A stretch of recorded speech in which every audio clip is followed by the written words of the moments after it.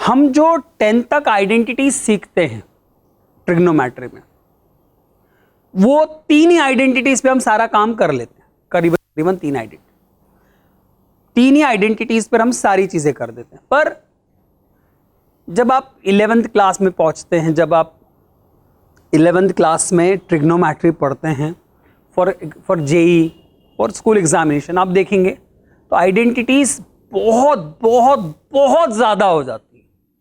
मतलब आप विश्वास नहीं मानेंगे, मैं जब 11th क्लास के स्टूडेंट्स को जेई के लिए आइडेंटिटीज मैथ्स की बताता हूं तो 300 आइडेंटिटीज होने के बाद भी वो खत्म नहीं होती है।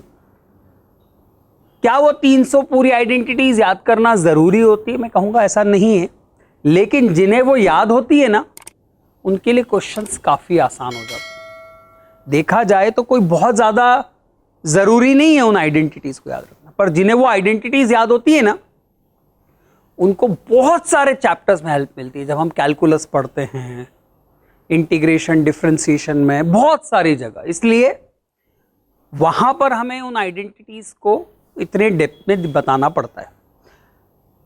लेकिन क्या 10th जो एनटीएससी की सिलेबस है उसमें हम 3 आइडेंटिटीज से सारा काम कर लेंगे? तो नहीं, मैं थोड़ी सी एक्स्ट्रा चीजें आपको बताना चाहूंगा, एंड प्लीज कोशिश कीजिएगा कि आप वो याद रख सकें, है ना। प्लीज कोशिश कीजिएगा, उससे आपको हेल्प मिलती है, काफी हेल्प मिलती है। ठीक है, so let's start with some extra identity. We'll start with those identities जो आपने याद कर रखी हैं, but we'll start with some extra identities too. कुछ एक्स्ट्रा आइडेंटिटीज भी हम लिखेंगे साथ में, है ना। सो लिखिएगा, मैं कुछ आइडेंटिटीज एडिशनल आपको दे रहा हूं फॉर ट्रिग्नोमेट्री, जो आपकी हैं वो तो लिखना ही है। जैसे सबसे पहली ट्रिग्नोमेट्रिकल आइडेंटिटी क्या होती है? Sign square theta plus cos square theta is 1। And what does identity means? So difference between an identity and an equation is identity is true for all values of the variable. Sign square theta plus cos square theta is 1 for all values of theta. sec square theta minus tan square theta is 1 for all values of theta, provided कोई not defined quantity ना आए। इसको बहुत depth में मैं आगे पढ़ाता हूं, जब आगे की क्लासेस में आप पहुंचते हैं, उसे हम डोमेन बोलते हैं। पर हां, यहां पर कोई स्पेसिफिक वैल्यू नहीं होती।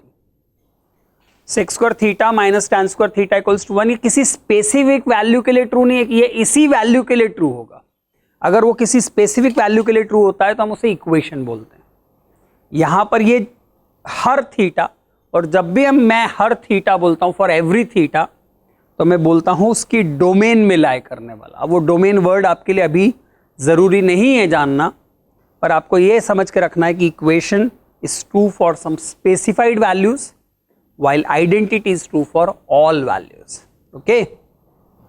So जो सबसे पहली आइडेंटिटी हम देखते हैं, that is sine square theta plus cos square theta equals to 1। अच्छा, एक बात और मैं बता दूं आपको, एक बहुत ज़रूरी बात। हम जब पहली चीज़ बात करते हैं, सबसे पहली बात करते हैं साइन थीटा की,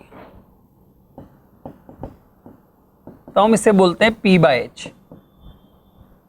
जब हम साइन थीटा की बात करते हैं तो we say that it is ratio of P and H perpendicular by hypotenuse. Now what does that means? What does that perpendicular means? What that hypotenuse means? So if this is our right angle triangle,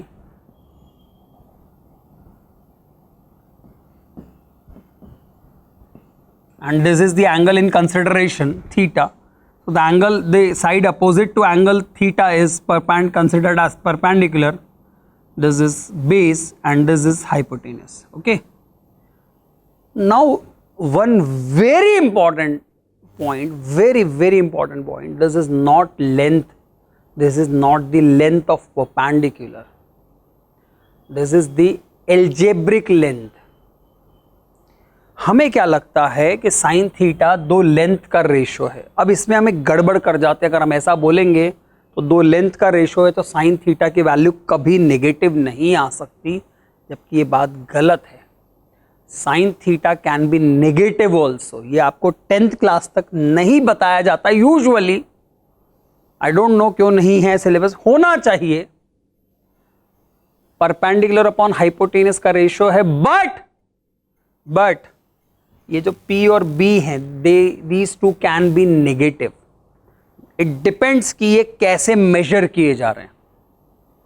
अगर हम quadrant system बनाएं, x axis Y axis बनाएं, तो अगर हम positive x axis की तरफ major करते हैं तो हम उसे प्लस बोलते हैं, नेगेटिव एक्स एक्सिस की तरफ मेजर करते हैं तो माइनस बोलते हैं। वैसे ही बी के साथ भी होता है। So the important point is that कि sine theta is not the ratio of two lengths, it's not the ratio of two lengths, it's the ratio of algebraic lengths.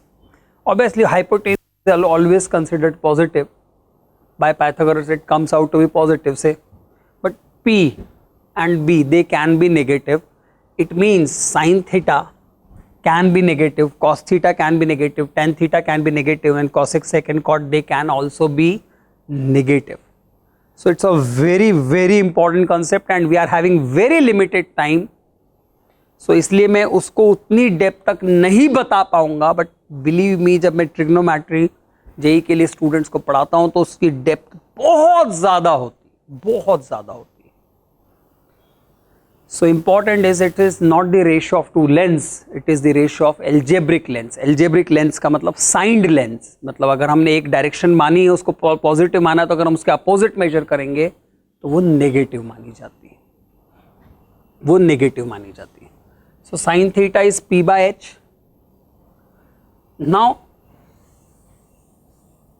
जो मैं इससे इंपॉर्टेंट बात बताना चाहता था वो ये थी कि what is the range of sine theta. This is a very important concept. What is the range of sine theta? We say that sine theta is always less than equals to 1 and greater than equal to -1।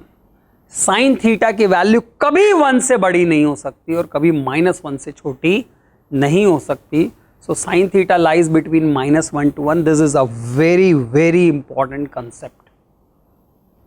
फिर से अभी इस चीज पे नहीं जा सकता कि ये कैसे आ रहा है। स्लाइट हिंट दे सकता हूं।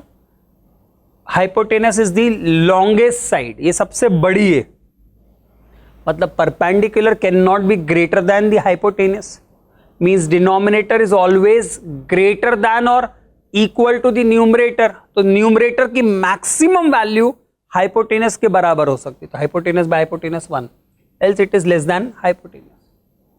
और जितनी वैल्यू प्लस में जा सकती है उतनी वैल्यू माइनस में जा सकती है, क्योंकि जितना ये प्लस साइड में मेजर हो सकता है उतना ही ये माइनस साइड में मेजर हो सकता है। फिर भी मैंने अभी बहुत डेप्थ में नहीं बताया है, जस्ट फॉर द हिंट मैंने आपको ये समझाया। So the range of sine theta is -1 to 1। When we talk about cos theta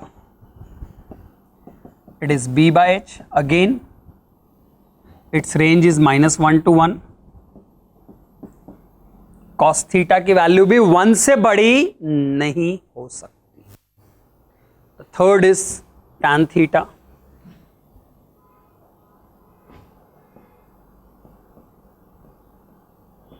It's P by B। Now there are no conditions on perpendicular and base। Perpendicular can be any length, base can be any length। so tan theta की जो range होती है it is from -infinity to infinity। tan theta की जो range होती है that can be from -infinity to infinity। so can value of tan theta be 50 crore? Yes। is there any angle at which tan theta is 50 crore? Yes, there is an angle। not there is an angle, एक angle नहीं, there are infinite angles, but tan theta can be 50 crore। There tan theta can give you any value, but sin theta and cos theta they can give you value between -1 to 1। so these are the ranges of sin cos tan। similarly the ranges of cosec theta is H by P। its range is, so cosec theta की range होती है -infinity से -1 और 1 से infinity।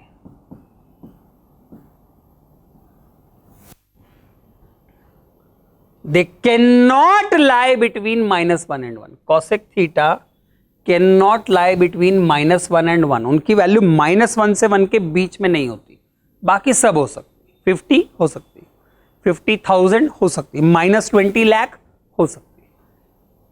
0.5 नहीं हो सकती, क्योंकि अगर कॉसेक थीटा 0.5 हो गया तो साइन थीटा 2 हो जाएगा, और अभी मैंने बताया साइन थीटा 1 से बड़ा नहीं हो सकता। तो कॉसेक थीटा की वैल्यू -1 से 1 के बीच में छोड़कर सब हो सकती है। Same with sec theta, same with sec theta.